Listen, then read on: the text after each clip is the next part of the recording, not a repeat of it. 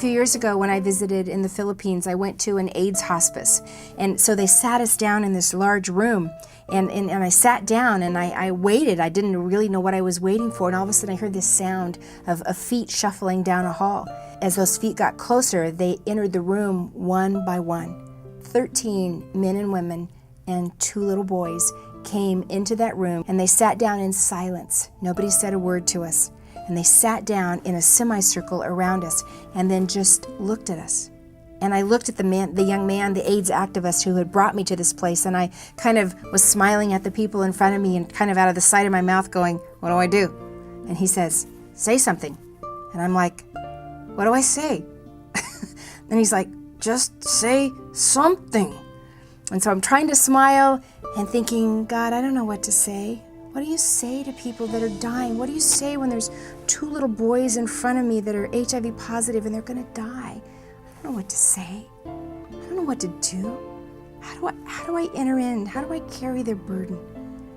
So all I knew to do was pray.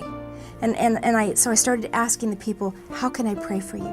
And the first person I asked began to grab his leg, and he just began to cry out, and he said, the pain, if I just stop the pain.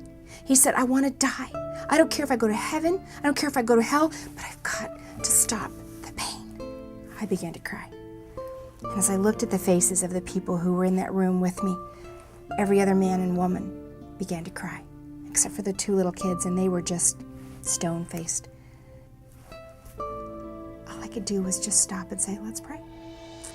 And as we took hands together with these people in various stages of near death and illness, I said, God, I may never see these friends again, but today we have come and we have chosen to carry their pain.